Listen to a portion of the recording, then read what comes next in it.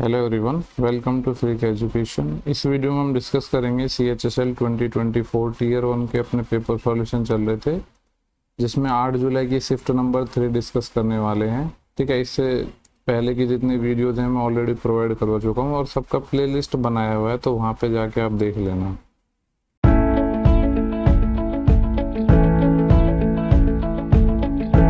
तो पहले क्वेश्चन पे चलते हैं।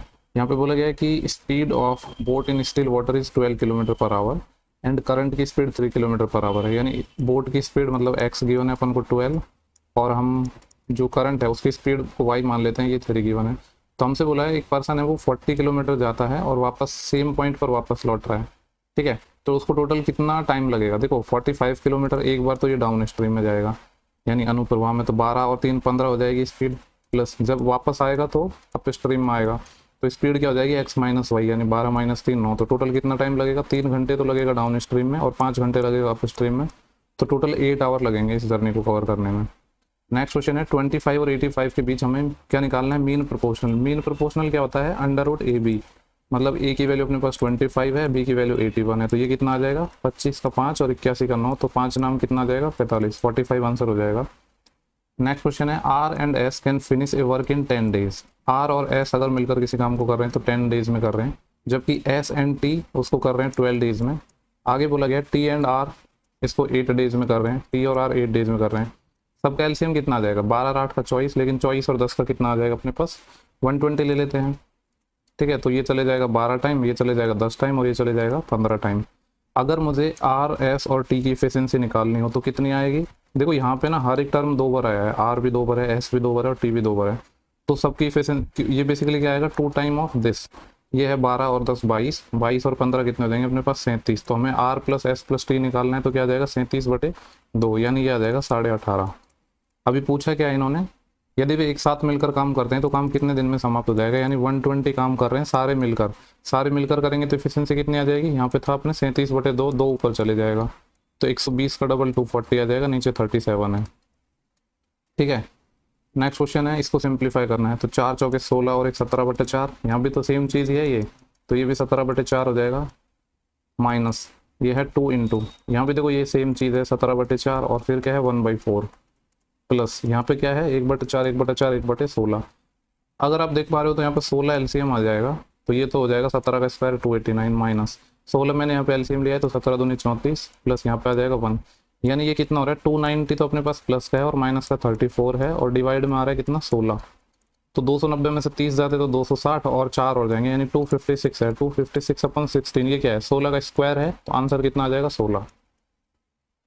नेक्स्ट सवाल है, एक इलेक्शन हुआ जिसमें 47% वोट मिले हैं किसको, in an election candidate got 47% of the votes and lost to his own rival by 276 votes, find the total number of vote polled. ठीक है, एक इलेक्शन हुआ है जिसमें जो हारने वाला कैंडिडेट है ना उसको 47% मिले हैं, तो फिर जीतने वाले को कितने मिले होंगे, 100 में से माइनस कर दो 53%, तो ये कितने वोटों से हार गया, अगर हम यहाँ पे देख पा रहे हैं तो 6 यूनिट से हार गया है। ठीक है, इस सवाल में ये जो 6 यूनिट की वैल्यू है ये 276 गिवन है और हमसे पूछा क्या गया है टोटल वोट निकालना है, 100 की वैल्यू चाहिए। 6 से ये कितने टाइम कट जाएगा, 6 से देखो 6 चौके 24, 3 बचेंगे, 6 6 36, 1 यूनिट की वैल्यू 46 आ गई, तो 100 की निकालेंगे तो क्या हो जाएगा 46 के पीछे 2 0 और चिपका देंगे हम। नेक्स्ट क्वेश्चन है, the area of N isosceles right angle triangle 16 है। आइसोसेलेस राइट एंगल ट्राइंगल है, तो यहाँ पे हम बना लेते हैं। लेट्स से कि ये दोनों साइड के हैं अपने इक्वल हैं, इसको ए मान लेते हैं, इसको ए मान लेते हैं, तो इसका एरिया अपन को गिवन है। अब इसका एरिया क्या होता है 1/2 इंटू बेस इंटू हाइट, तो ए इंटू ए यानी ए स्क्वायर हो जाएगा। ये सवाल में बोला है 16 है, 16 इधर मल्टीप्लाई में 2 मल्टीप्लाई में चले जाएगा तो ए स्क्वायर 32 आ जाएगा, तो ए कितना आ जाएगा √32। ठीक है, यानी ये जो वैल्यू है ये √32 आ गई, ये भी √32 आ गई। सवाल में क्या बोला गया है कि इसका हाइपोटेनस बताना है, यानी दोनों का स्क्वायर करके रूट ले लेंगे, तो आपको पता है √32 का स्क्वायर करोगे तो 32, यहाँ पर √32 का स्क्वायर करोगे तो 32 और उसका रूट लेना है, यानी 64 का कितना आ जाएगा 8 इसका सही जवाब हो जाएगा। नेक्स्ट क्वेश्चन है, प्रदीप सेल 2 फैन ₹480 ईच। क्या कर रहा है वो 2 फैन को बेच रहा है और हर किसी का जो सेलिंग प्राइस है वो 480 है, यानी मैं कह सकता हूँ यहाँ पे SP क्या है अपना इक्वल है। अब आगे देखते हैं क्या कंडीशन गिवन है। बोला गया कि वो इस तरीके से बेचता है कि एक पर उसको 20% का प्रॉफिट होता है, दूसरे पर 20% का लॉस होता है। ठीक है, देखो पहले वाले पे 20% का प्रॉफिट हो रहा है, यानी मैं फैन 1 के लिए बात करूं, ये मैं फैन 1 के लिए बात कर रहा हूं, तो सीपी और एसपी का रेशियो क्या आ जाएगा, 20% का प्रॉफिट। 20% कितना होता है, 1/5, यानी 5 के सामान को 6 में बेच रहा हूँ। अभी फैन 2 के लिए हम सीपी और एसपी का रेशियो लिखते हैं, तो फैन 2 में क्या हो रहा है, 20% का लॉस हो रहा है। 20% 1/5 होता है, यानी 5 के सामान को वो 4 में बेच रहा है। सवाल में बोला गया था कि दोनों का जो सेलिंग प्राइस है ना वो सेम है, यानी 6 और 4 को हमें इक्वल बनाना पड़ेगा। तो 12 बना सकते हैं, इसको 3 से मल्टीप्लाई कर देते हैं, इसको 2 से मल्टीप्लाई कर देते हैं। तो इसका सीपी 10 आ गया, इसका सीपी कितना आ गया अपने पास 12, इसका सीपी आ जाएगा 15 और इसका एसपी आ जाएगा 12। पूछा क्या है, कुल मिलाकर उसे कितने रुपए की हानि हुई। ठीक है, देखो टोटल लॉस पूछ रहा है, यहाँ 10 का सामान था, मैंने कितने में बेचा है, 12 में बेचा है, तो यहाँ पे तो प्रॉफिट हो रहा है कितना, 2 यूनिट का। अगर यहाँ पे देख रहा हूँ तो 15 के सामान को 12 में बेच रहा हूँ, यहाँ पे 3 यूनिट का लॉस हो रहा है। तो ओवरऑल आप देख पा रहे हो 1 यूनिट का लॉस हो रहा है। अब 1 यूनिट की वैल्यू कितनी है, दोनों का जो सेलिंग प्राइस सेम था, यानी ये 12 यूनिट की वैल्यू सवाल में 480 गिवन है। तो कितना टाइम है ये, 12 चौके 48, यानी 1 यूनिट की वैल्यू 40 रुपये है। तो इसको जो लॉस हुआ है वो कितने रुपये का हो जाएगा, 1 यूनिट का, मतलब 40 रुपये का। यहाँ पे अलग अलग भी निकाल सकते थे, यहाँ पर एक ही बात थी ना, क्योंकि दोनों का एसपी तो सेम ही है। नेक्स्ट क्वेश्चन है, ये सॉलिड सिलेंडर है, ठीक है, जिसका बेस रेडियस 6 है और हाइट क्या है 10 है। इसको मेल्ट करके हम सिलेंडर बना रहे हैं। देखो एक पिछले शिफ्ट में मैंने क्वेश्चन बताया था, उसमें भी यही था कि सेम फिगर को हम सेम फिगर में बना रहे हैं, लेकिन उसमें तो मैंने बोला था कि जो आंसर है वो क्यूब में आएगा। उसमें क्यूब में क्यों आएगा, क्योंकि वहाँ पे स्क्वायर था, उसमें सिर्फ एक ही कंपोनेंट होता है अपने पास, क्या, सिर्फ रेडियस का। अगर एक से ज़्यादा कंपोनेंट है ना तो फिर अपना क्यूब में आंसर नहीं आएगा। ठीक है, ये भी ध्यान रखना है। तो एक सॉलिड सिलेंडर है जिसका बेस का रेडियस है अपने पास 6 और हाइट है अपने पास 10। इसको हम मेल्ट कर रहे हैं और स्मॉलर सिलेंडर बना रहे हैं। हर किसी की हाइट है अपने पास 2.5 और बेस की रेडियस 2 है। तो ऐसे कितने स्मॉलर सिलेंडर बन पाएंगे। सिलेंडर या बेलन का वॉल्यूम क्या होता है, पाई आर स्क्वायर एच, तो पाई इंटू आर स्क्वायर। ठीक है, पहले वाले की रेडियस 6 है तो 6 का स्क्वायर 36 और हाइट है 10। अब लेट से कि मैं एन स्मॉलर सिलेंडर बना पाऊंगा, वॉल्यूम क्या हो जाएगा, पाई इंटू आर स्क्वायर। दूसरे केस में रेडियस क्या है अपने पास 2, तो 2 का स्क्वायर 4 इंटू हाइट, हाइट कितना है 2.5। बस इसी को सॉल्व करना है हमें। देखो पाई से पाई कैंसिल हो जाएगा, 2.5 से ये 4 टाइम कैंसिल हो जाएगा और 4 से ये 9 टाइम कैंसिल हो जाएगा। तो कितना आ गया, टोटल 36 स्मॉलर सिलेंडर हम बना पाएंगे। नेक्स्ट क्वेश्चन डी आई का है, बोला गया है कि ईयर 2020 से 2023 तक साहित्य मतलब लिटरेचर की पुस्तकों की संख्या में क्या परिवर्तन हुआ है। 2020 देखते हैं, 2020 यहाँ पे है और किसकी बात कर रहा है, 2023 की लिटरेचर वाली पुस्तकों की बात कर रहा है, यानी ग्रे कलर है। यहाँ पे अगर मैं देख पा रहा हूँ ना, ये यहाँ पे है 5000, ठीक है, ये है 5000 और 2023 में ग्रे कलर ये वाली लाइन को रिप्रेजेंट कर रहा है, ये 3000। तो क्या चेंज आया है, 5000 से 3000 हो गया है, मतलब 2000 कम हो गया। यही पूछा था कि चेंज क्या हुआ है। नेक्स्ट क्वेश्चन देखते हैं, ये वीडियो क्या बोल रहा है कि किस एज ग्रुप के लोगों की संख्या है वो मिनिमम है। देखो यहाँ पे अपन को क्या गिवन है, ये एज ग्रुप है और यहाँ पे नंबर ऑफ पीपल हैं। तो एज ग्रुप में मिनिमम हमें चाहिए, तो यहाँ पे मतलब ये देख लो, ये तो सब होंगे ही नहीं, ठीक है, ये तो बहुत ज़्यादा हो गया। हमें सबसे कम देखना है, तो कम या तो ये वाला होगा या ये वाला होगा। लेकिन देखो यहाँ पे लेस देन 18 भी दे रखा है, लेस देन 18 के 0 लोग हैं, तो सबसे कम तो यही हो जाएगा, लेस देन 18 इस ग्रुप के। अगर उससे कम बात करता तो फिर ये होता 18 से 29, फिर उसके बाद ये होता 80+। ठीक है, लेकिन हमसे सबसे मिनिमम पूछा गया था, तो यहाँ इसके रिस्पेक्ट में तो कोई वैल्यू ही नहीं है, मतलब ये 0 हो जाएगा। तो जो सबसे कम है वो लेस देन 18 वाले हो जाएंगे। बोल रहे सेंटर ऑफ 2 सर्कल, ठीक है, जो क्या है एक दूसरे से 84 सेंटीमीटर की दूरी पर है। रेडियस है दोनों सर्कल की 38 और 26 है। अब देखो अगर मैं यहाँ पर रेडियस का सम करूँ तो वो लेस देन 84 आ रहा है। इसका मतलब है कि जो सर्कल है वो एक दूसरे को कट नहीं करेंगे, एक दूसरे से दूर होंगे, तभी तो इतनी दूरी हो पाएगी इनके बीच। यानी इस तरीके से सर्कल हो गए जिनके सेंटर के बीच की दूरी अपने पास 84 सेंटीमीटर है। ठीक है, जिनकी रेडियस हमको गिवन है कितना, 38 और 26। हमसे बोला गया है कि डायरेक्ट कॉमन टेंजेंट की लेंथ बतानी है। ठीक है, अब डायरेक्ट कॉमन टेंजेंट का आपको डायरेक्ट कॉमन टेंजेंट कौन सी होती है, ये वाली टेंजेंट। तो इसका फॉर्मूला आपको डायरेक्ट पता क्या होता है, √d² minus r1 minus r2 का होल स्क्वायर। ठीक है, काफ़ी लोग यहाँ पे साइन में कंफ्यूज होते हैं इस वाले कि यहाँ पे माइनस आएगा प्लस। तो डायरेक्ट कॉमन टेंजेंट ऐसी होती है, मतलब सीधा साइन आता है तो माइनस, और ट्रांसवर्सल क्या होती है इस तरीके से, तो ये तिरछा आता है तो यहाँ पे प्लस लेना होता है इस केस में। बस यही है, अगर कन्फ्यूजन हो तो इस तरीके से याद रख सकते हो। तो एक तो हो जाएगा 84 का स्क्वायर, क्योंकि दोनों के बीच की डिस्टेंस कितनी थी, 84। ठीक है, ये 84 कंप्लीट डिस्टेंस है और ये रेडियस थी बाकी, माइनस r1 माइनस r2 यानी 38 माइनस 26, और इसका क्या करेंगे होल स्क्वायर, तो ये कितना आ जाएगा 12। तो ये हमें सॉल्व करना है। तो a प्लस बी और a माइनस बी लग जाएगा, क्योंकि ये क्या है a² माइनस b²। तो दोनों को जोड़ा तो 84 और 2 86 और 10 96, और दोनों को घटाया तो 4 माइनस 2 2 और 8 माइनस 1 7, यानी 96 इंटू 72 आ गया। अब इसको थोड़ा सा और हम सिंप्लीफाई करते हैं। तो देखो 96 को मैं लिख सकता हूँ 16 गुणा 6। ठीक है, मतलब ऐसा नंबर बाहर निकाल लेते हैं जिसका स्क्वायर रूट इजीली निकल जाए। और फिर 72 है, तो 72 में हम क्या निकाल सकते हैं, इसको 36 गुणा 2 लिख देता हूँ, 16 का 4 आ जाएगा, ठीक है, 36 का 6 आ जाएगा, और बचेगा कितना, 6 दूनी 12, 12 में भी मैं 4 गुणा 3 कर सकता हूँ, तो 4 का 2 आ जाएगा, सिर्फ अंदर 3 रह जाएगा, यानी 4 6 की 24 और 24 दूनी 48, तो 48√3 इसका आंसर आना चाहिए, जो कि ऑप्शन 4 है। नेक्स्ट सवाल है साइन थीटा की वैल्यू 11/12 और ये निकालना है। टेन थीटा क्या होता है, लंबे बटे आधार। कॉस सेक, देखो कॉस होता है आधार बटे करण, उसका उल्टा यानी करण बटे आधार, ये हमें चाहिए। साइन थीटा है अपने पास 11/12, साइन थीटा क्या होता है, लंबे बटे करण यानी परपेंडिकुलर अपन हाइपोटेनस, ये 11 है, ये 12 है, तो बेस कितना आ जाएगा, हाइपोटेनस का स्क्वायर माइनस इसका स्क्वायर यानी 12 का स्क्वायर माइनस 11 का स्क्वायर, तो 144 माइनस 121, तो ये कितना आ जाएगा, 21 31 41 23 आ जाएगा। यानी देखो नीचे ए आ रहा है दोनों में, मतलब ए मतलब आधार बेस है ये, तो नीचे तो 23 आएगा, ये तो श्योर है, ठीक है। अब ऊपर देखते हैं, ऊपर क्या आएगा, एक तो है अपने पास परपेंडिकुलर और हाइपोटेनस। परपेंडिकुलर कितना है 11 प्लस हाइपोटेनस कितना है 12, 11 12 कितना हो रहा है 23 हो रहा है, 23/√23, तो ये 23 ही हो जाएगा। नेक्स्ट क्वेश्चन है, एक इलेक्शन हुआ है दो लोगों के बीच में, 68 वोट हैं वो इनवैलिड डिक्लेयर कर दिए गए हैं, ठीक है, डिक्लेयर्ड इनवैलिड, एंड आगे क्या बोला है, the winning candidate gets 52% of the valid vote, जो 58 से जीत जाता है। देखो पहले इनवैलिड वोट को हटाते हैं, पहले वैलिड वोट के बारे में बात करता हूँ। यहाँ पे सिर्फ मैं किसके बात में कर रहा हूँ, वैलिड वोट, जबकि पूछा गया है इसने टोटल वोट, टोटल कितने वोट कास्ट हुए हैं, यानी टोटल वोट में तो वैलिड इनवैलिड सब आएंगे, लेकिन पहले हम वैलिड निकाल लेते हैं।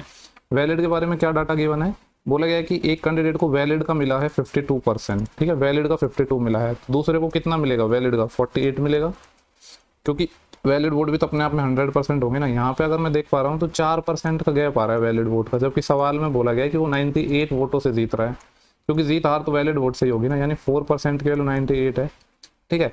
अब मैं यहाँ पे 100% निकाल रहा हूँ, काफ़ी लोग कंफ्यूज मत हो जाना, ये जो 100% आएगा ये कौन सा आएगा, सिर्फ वैलिड वोट आएगा, ना कि टोटल, क्योंकि इसमें इनवैलिड तो हमने इंक्लूड ही नहीं किया है ना।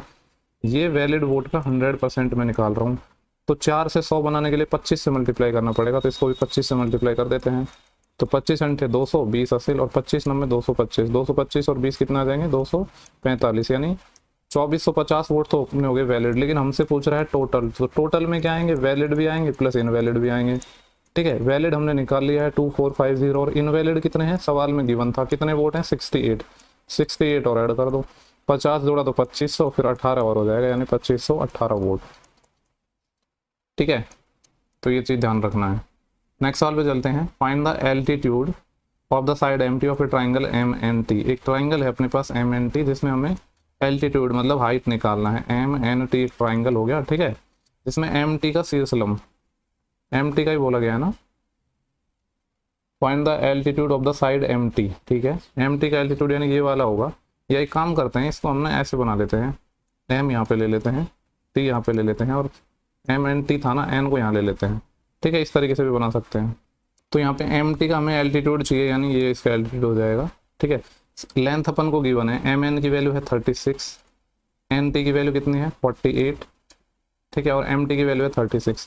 तो देखो ये ट्राइंगल हो गया, किसी भी ट्राइंगल का एरिया कैसे निकलता है, 1/2 गुणा बेस इंटू हाइट, इसका बेस कितना हो जाएगा 36, हाइट क्या हो जाएगी, ये लेट से कि मैं एच मान लेता हूँ, तो यही हमें फाइंड करना है। और दूसरा तरीका हमारे पास क्या है एरिया निकालने का, हीरोज फार्मूला, तो उसके लिए क्या चाहिए, हमें सेमी पेरीमीटर चाहिए, तो सबको जोड़ के आधा करना है, या फिर पहले ही आधा कर लो और जोड़ लो, 36 का आधा 18, 48 का आधा 24, 36 और यहाँ पे वापस 36 है, 36 का आधा 18, एक सेकंड 36 था ना दोनों, ठीक है, तो 18 18 36 और 36 और 24 40 20 60, यानी जो सेमी पेरीमीटर है वो अपने पास 60 आ गया। तो फॉर्मूला क्या होता है √s, तो 60 s माइनस है, यानी 36, 60 माइनस 36 तो कितना आ जाएगा 24, फिर 60 माइनस 36 24, और 60 माइनस 48 12। बस इसको सॉल्व करना है, 2 से ही 18 टाइम कट जाएगा। इसको थोड़ा और मैं सॉल्व कर रहा हूँ, तो देखो 2 24 तो बाहर आ जाएंगे, तो 1 24 बाहर आ जाएगा, ठीक है, रूट से। फिर क्या बचा है 60 बचा है, 60 को मैं से लिख दूँ क्या 12 गुणा 5, ठीक है। अगर मैं 12 गुणा 5 लिखूंगा तो यहाँ से इस 60 को मैं क्या लिख रहा हूँ 12 इंटू 5, तो ये वाला 12 और ये वाला 12 बाहर 12 आ जाएगा, सिर्फ अंदर क्या बचेगा 5 बचेगा ना, तो ये 5 हो गया। अब हमारे पास क्या आ गया, ये इक्वेशन आ गई, चलो इधर लिख देता हूँ मैं साइड में, 18h इज इक्वल टू क्या आ गया है 24 इंटू 12 इंटू √5, ये 18 का भी इधर डिवाइड कर देते हैं हम, ठीक है। ये अपने पास हाइट आ गई, 6 3 18 और 6 चौके 24, 3 चौके 12, यानी ये कितना आ जाएगा 16√5, ठीक है, ये वाला ऑप्शन हो जाएगा। नेक्स्ट क्वेश्चन देखते हैं, बोल रहा है कि 64 सेंटीमीटर परिधि यानी सरकमफ्रेंस वाली एक वृत्तीय शीट से हम दो समान अधिकतम आकार की वृत्ताकार प्लेटें काट रहे हैं। देखो अपने पास क्या है, एक सर्कुलर शीट है, इस तरीके से मान लो एक सर्कुलर शीट है। रुको यार मैं इसको थोड़ा अच्छे से बनाता हूँ। तो अब देखते हैं यहाँ पे क्या बोला गया था कि अपने पास एक सर्कुलर क्या है, प्लेट है, ठीक है। ये अपने पास एक सर्कुलर प्लेट हो गई। इससे हम क्या बोल रहे हैं कि दो मैक्सिमम साइज वाली हमें क्या है, सर्कुलर प्लेट काटनी है। तो एक इस प्लेट से ओवरऑल इससे आपको दो मैक्सिमम सेम साइज की, बोल रहे हैं ना कि सेम साइज की अगर हम दो प्लेट काटेंगे तो कैसे काट पाएंगे, आप खुद बताओ। इस तरीके से काट पाएंगे। बेसिकली ये डायग्राम थोड़ा बड़ा छोटा आपको दिख रहे होंगे, लेकिन ये सेम है, ठीक है, सेम मानना है इनको, ठीक है, क्योंकि मैक्सिमम आकार की हम यहाँ पे सेम प्लेट ऐसे ही काट सकते हैं, तो बाकी और कोई ऑप्शन नहीं। अब ऐसा नहीं है कि प्लेट को आप ऐसे यहाँ से ऐसे बीच में से काट दोगे, प्लेट ऐसे ही कट पाएंगी। यानी अगर इस बड़े वाले पूरे, अगर मैं प्लेट की बात करूँ या इस सर्कल की बात करूँ, इसकी रेडियस अगर आर थी, किसकी, क्योंकि देखो यहाँ क्या होगा, इस पूरे वाले का बड़ी वाली का यहाँ पे सेंटर होगा, तो यहाँ से यहाँ तक की अगर मैं डिस्टेंस की बात करूँ तो आर मान लेते हैं कि कैपिटल आर था ये, ठीक है। अगर ये कैपिटल आर था तो अब इसमें हम दो छोटी छोटी प्लेट काट रहे हैं, यानी इनकी रेडियस तो यही होगी ना। इसको O1 मान लेते हैं, इसको O2 मान लेते हैं, और इसको मान लेता हूँ मैं O था। ये O क्या है, बड़े वाले सर्कल का सेंटर, O1 क्या है इस छोटे वाले का, और O2 क्या है इस दूसरे छोटे वाले का। अगर यहाँ से लेकर यहाँ तक R थी तो ये कितना हो जाएगा, ये R/2 हो जाएगा, ठीक है। सेम चीज़ यहाँ पे हो जाएगी। यानी सिंपली क्या समझ आ रहा है आपको कि जो रेडियस है ना वो आधी हो जाएगी, ठीक है। सिंपल सा ये फंडा है।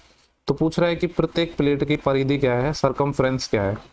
देखो अगर मैं बड़े वाली प्लेट की बात करूं, इस वाले की, तो इसका जो सरकमफ्रेंस था, ठीक है, सरकमफ्रेंस की अगर मैं बात करूं तो इसका जो सरकमफ्रेंस या जो परिधि थी वो क्या थी, क्या होती है सर्कल की परिधि, 2πr।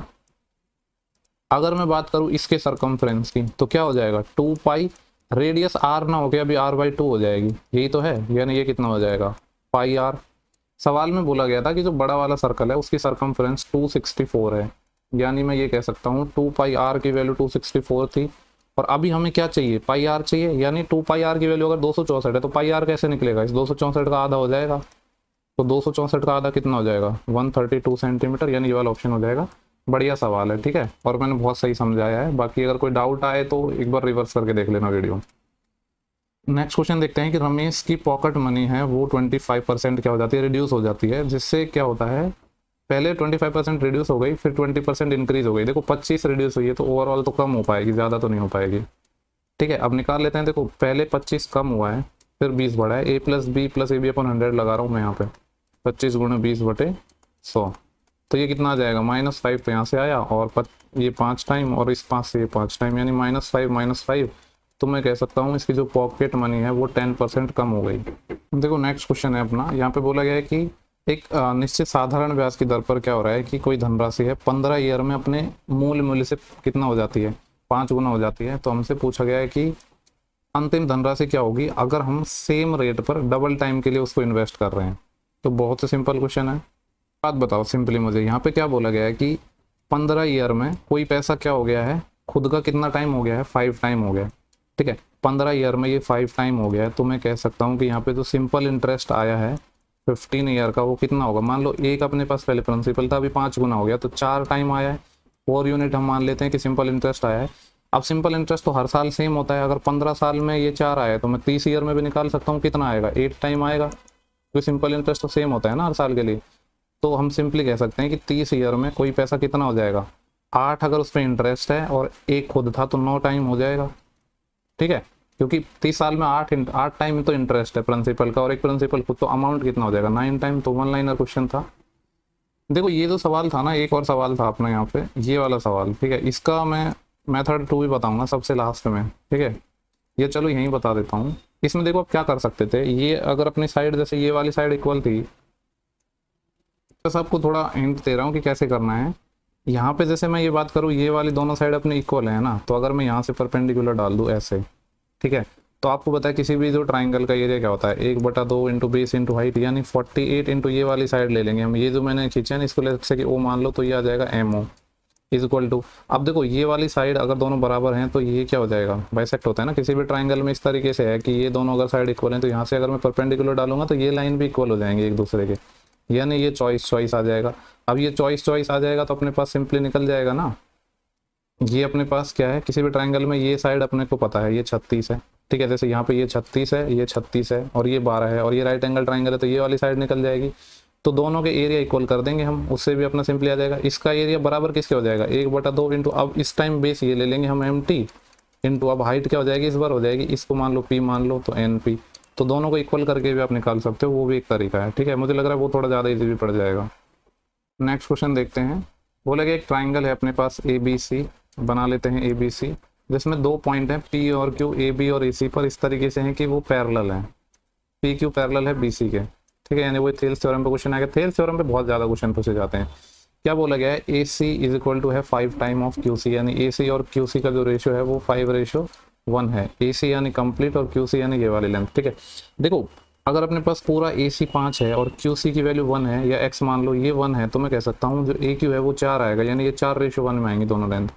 हमसे पूछा है PQ और BC का रेशियो बता दो, ठीक है। तो बहुत सिंपल है, थेल्स थ्योरम क्या कहती है, थेल्स थ्योरम के अकॉर्डिंग क्या हो जाएगा, यानी देखो ये लाइन इंक्लूड करनी है PQ और BC, तो क्या करेंगे, AQ के साथ कंप्लीट रेशियो लेना पड़ेगा AC, ये बराबर हो जाएगा AP, वैसे इसकी रिक्वायरमेंट नहीं है फिर भी बता रहा हूँ, AP अपॉन कंप्लीट AB, और ये इक्वल हो जाएगा किसके, PQ अपॉन BC। तो हमें पता है कि जो AQ है वो तो हमें पता है ना कितना है, 4 है, और हमसे रेशियो किसका पूछा है, PQ का, यानी AQ भी PQ के बराबर हो जाएगा 4 अपॉन, फिर क्या लेना है हमें, BC के लिए कंप्लीट लेंथ AC आएगा, तो ये हो जाएगा 4/5, मतलब सेम ही रेशियो हो जाएगा, ठीक है। सेम रेशियो नहीं होगा, मतलब पहले ये जो हमें बांटना पड़ेगा, यानी ये 5:1 था ना, बस इसको डिस्ट्रीब्यूट करना था, और फिर इसका और ये कंप्लीट रेशियो बराबर इसका और ये वाला कंप्लीट रेशियो, और PQ का और BC का इक्वल हो जाएंगे। थेल्स थ्योरम पे मतलब ये समझ लो हर 2 में से 1 शिफ्ट में क्वेश्चन 100% आना है। बोल रहा है कि न्यूनतम उत्पादन सर्वाधिक मांग का कितना परसेंट है। न्यूनतम उत्पादन यानी प्रोडक्शन, सर्वाधिक मांग यानी डिमांड का कितना परसेंट है। तो सबसे पहले तो हमें देखना है मिनिमम, क्या देखना है, प्रोडक्शन। तो देखो प्रोडक्शन वाला येलो लाइन है, अब येलो लाइन हमें मिनिमम देखना है कहाँ पे है, तो येलो लाइन मिनिमम देखते हैं, यहाँ पे 1450 है और इससे ज़्यादा कहीं कम नहीं है, तो जो मिनिमम है वो तो हो जाएगा 1450। और क्या लेना था हमें, दूसरा कलर ले लेते हैं, यहाँ पे क्या लेना था, मैक्सिमम, सर्वाधिक क्या लेना है, डिमांड। डिमांड वाला ब्लू कलर है, तो ब्लू कलर सबसे ज़्यादा यहीं पे मेरे को नज़र आ रहा है, यानी कि 5000 है। तो हमसे इन्होंने पूछा क्या है कि जो मिनिमम अपने पास प्रोडक्शन था मैक्सिमम डिमांड का कितना परसेंट है। तो पहले इसको थोड़ा सॉल्व करते हैं। 5 से चले जाएगा 29 टाइम, और 5 से चले जाएगा ये कितने टाइम, 100 टाइम। तो हमसे पूछ रहा है 29 है, वो 100 का कितना परसेंटेज है, तो कितना परसेंट हो जाएगा, 29% ही हो जाएगा। तो सिंपल सा क्वेश्चन था। नेक्स्ट क्वेश्चन देखते हैं। बोले क्या, R can finish a work in 6 days. R किसी काम को 6 दिन में कर सकता है। He work 10 hour per day, ऐसे नहीं होगा ये। आर किसी काम को 6 डेज में कर रहा है, टोटल वर्क को इक्वल कर रहे हैं हम, ठीक है। आपको पता है MDH मतलब नीचे सिर्फ वर्क आएगा, बाकी सारी चीज़ें ऊपर आती हैं, ठीक है। तो आर 6 दिन में कर रहा है 10 घंटे पर डे काम करके। एस क्या कर रहा है, सेम काम को 5 डे में फिनिश कर रहा है 8 आवर पर डे काम करके। अगर दोनों मिलकर काम करते हैं और 6 आवर पर डे कर रहे हैं, यानी आर और एस दोनों मिलकर कर रहे हैं और 6 आवर पर डे कर रहे हैं, तो कितने टाइम में समाप्त होगा ये हमसे पूछना है। तो पहले तो टोटल वर्क हम निकाल लेते हैं। यहाँ से आर और एस की इफिशिएंसी का रेशियो आ जाएगा, ये एस लिखा है, ठीक है, 5 मत समझ लेना इसको, ये है एस। आर अपॉन एस कितना आ जाएगा, ये है 8 पंजे 40 और ये है अपने पास 60, यानी 20 दूनी 40 और 20 60, 2:3 आ गया। 2:3 आ गया। तो कोई भी एक इक्वेशन से पहले तो टोटल वर्क में निकाल रहा हूँ, पहले वाले से निकाल रहा हूँ। आर की इफिशिएंसी है 2 और 6 गुणा 10, यानी 10 6 के 60 और 60 दूनी 120, टोटल 120 काम है। तो हमें 120 काम करना है। और अब कर कौन रहा है, आर और एस। आर और एस की इफिशिएंसी का सम 2 और 3 5, और पर डे कितने कर रहे हैं, 6 घंटे काम कर रहे हैं। तो यहाँ से टाइम निकल जाएगा, 5 6 के 30, 30 चौक 120, यानी वो 4 डेज में इस काम को खत्म कर देंगे। 4 डेज नहीं 4 आवर, ठीक है। नेक्स्ट सवाल देखते हैं, क्वेश्चन नंबर 21 है, थोड़ा बढ़िया सवाल लग रहा है। देखो यहाँ पे बोला है किस प्रकार की जो बैटरी है प्रति इकाई यानी पर यूनिट सबसे कम राजस्व दे रही है, यानी सबसे कम इनको रेवेन्यू मिल रहा है, ठीक है। कौन सी ऐसी बैटरी है जिससे सबसे कम रेवेन्यू हमें मिल पा रहा है। देखो यहाँ पे ये 20,000 क्या है, इन्होंने 20,000 यूनिट एक्सपोर्ट करी है, डिफरेंट टाइप की बैटरीज, और ये अपने पास क्या है, रेवेन्यू है डिफरेंट टाइप की बैटरीज से। लेकिन इस डाटा का हम यूज़ नहीं करेंगे, क्योंकि इसका यूज़ करोगे तो थोड़ा लेंदी हो जाएगा। हमें सिर्फ यही फाइंड करना है ना कि कौन सी ऐसी बैटरी है जो पर यूनिट सबसे कम रेवेन्यू दे रही है। पैसा तो पूछा नहीं है। तो देखो रेवेन्यू एक एक उठाते हैं वन बाई वन। जैसे यहाँ पे ये है एम एयर से हमें रेवेन्यू मिल रहा है, यहाँ पे देखो ये ग्रे कलर है, 20% मिल रहा है, 20% रेवेन्यू मिल रहा है। और हम बना कितने रहे हैं, एम एयर वाली कहाँ पे है, ये 20% बना रहे हैं, यानी अगर रेशियो में देखो तो मैं 1 यूनिट आ रहा है। अब देखते हैं यहाँ पे हमें मिनिमम देखना है, जो मिनिमम आ जाएगा वही आंसर हो जाएगा। लायन वाला यहाँ पे ये है 35%, हमें रेवेन्यू मिल रहा है, जबकि हम एक्सपोर्ट कितना कर रहे हैं। लायन वाला डेटा ये ब्लू कलर है 30% है, यानी एक से ज़्यादा है। अब देखते हैं सोडियम का। सोडियम वाला यहाँ पे है अपने पास, ये वाला कलर है सोडियम वाला, ये है यानी 5%। और सोडियम वाले बना कितने रहे हैं हम, सोडियम वाले ये 2% बना रहे हैं, तो ये आ रहा है 2.5 आ रहा है। ठीक है, लेड एसिड को और देख लेते हैं। लेड एसिड से यहाँ पे मिल रहा है हमें, कहाँ गया लेड एसिड, है ये येलो कलर, 25% रेवेन्यू मिल रहा है। और एक्सपोर्ट कितने कर रहे हैं हम, लेड एसिड ये वाला है 35%। तो देखो सबसे कम क्या आ रहा है, ये लेस देन 1 आ रहा है, तो सबसे कम रेवेन्यू इसी से मिल रहा है। एक्सपोर्ट हम इसकी कर रहे हैं 35%, जबकि रेवेन्यू सिर्फ इसे 25% मिल रहा है, तो सबसे कम मिल जाएगा इससे। ठीक है, ये इस सवाल को सॉल्व करने का बेस्ट तरीका है, बाकी कैलकुलेशन करोगे तो डिफिकल्ट पड़ जाएगा।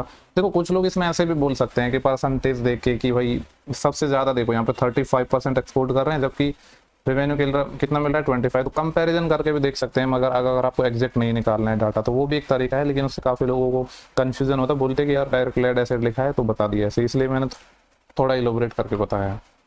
नेक्स्ट सवाल देखते हैं, the mark price of A battery operated rickshaw is 90,000। ठीक है, 90,000 बैटरी की प्राइस है। ये क्या है, दो सक्सेसिव डिस्काउंट में अवेलेबल है 10 और 5% के, तो सेलिंग प्राइस पूछा है, तो सिंपली निकाल देते हैं। 90,000 का 2 डिस्काउंट निकालना है, 10% का डिस्काउंट तो बेचेगा 9/10 में, फिर 5% का डिस्काउंट 1/20 बेचेगा कितने में, 19/20 में।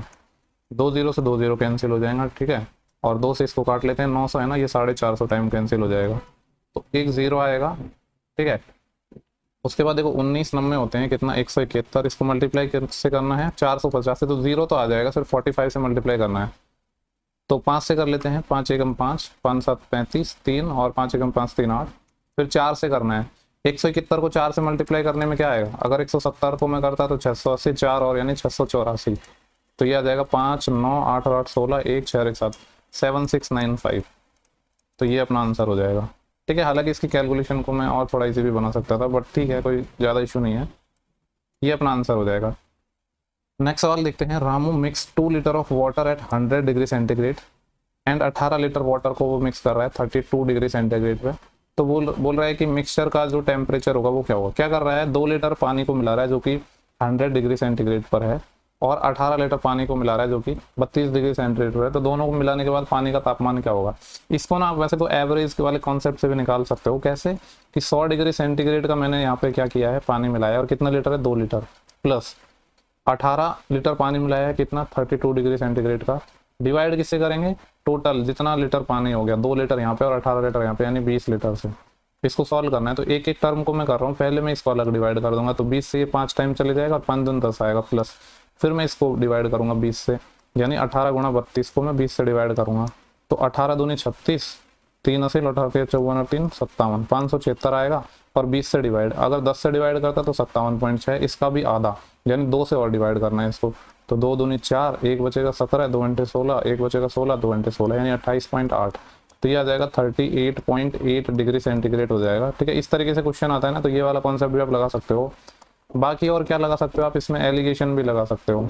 ठीक है, एलिगेशन कैसे लगेगा, यहाँ पे बोल रहा है कि एक 100 डिग्री सेंटीग्रेड का है, दूसरा 32 डिग्री सेंटीग्रेड का है, यहाँ पे मान लो कि ये x है। अब जो 100 डिग्री सेंटीग्रेड है वो 2 लीटर है अपने पास, और ये जो 32 डिग्री सेंटीग्रेड है ये 18 लीटर है, यानी 2:18 है। इसको थोड़ा और मैं सॉल्व करूँ तो 1:9 हो जाएगा।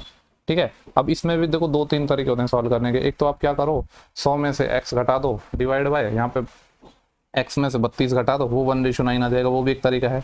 या फिर इसको एक और तरीका होता है, क्या होता है कि इनका जो यहाँ पे सम आएगा 1 और 10 यूनिट, ये 10 यूनिट किसके बराबर होता है, इनके डिफरेंस, यानी यहाँ पे तो हम लेना होता है सम और यहाँ पे लेना होता है डिफरेंस।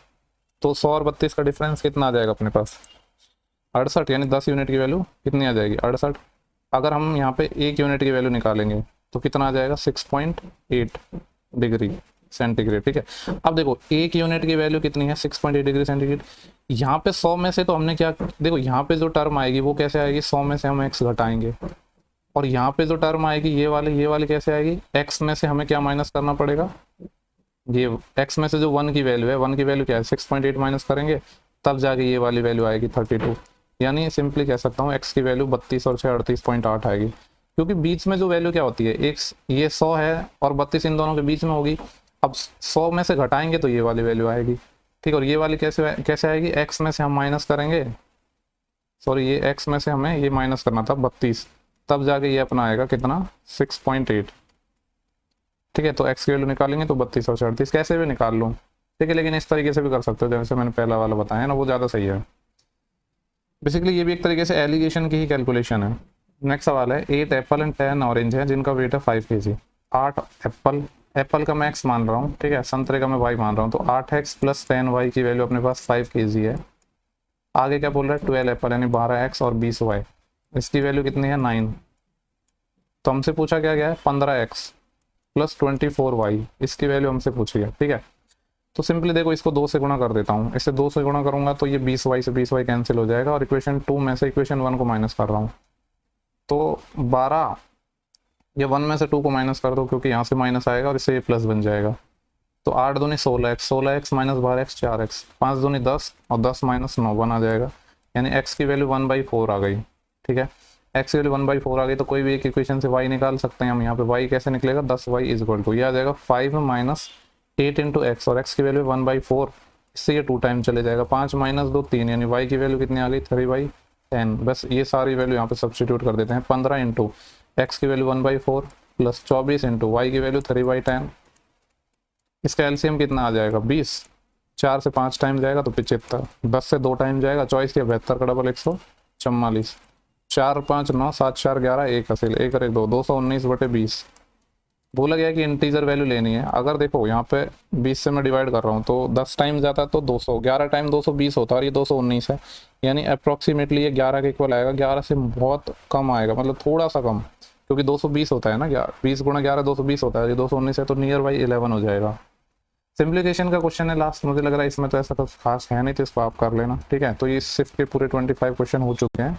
उम्मीद कर रहा हूँ कि सेशंस आपको पसंद आ रहे होंगे। कोई डाउट है तो आप मुझे पर्सनली पूछ सकते हो, कमेंट में डाल देना टेलीग्राम पे, वहाँ पे मैं रिप्लाई कर दूंगा। ठीक है, या वीडियो के कमेंट में डालोगे तो भी आप मैं रिप्लाई कर दूंगा। तो नेक्स्ट सेशन में मिलते हैं जल्दी।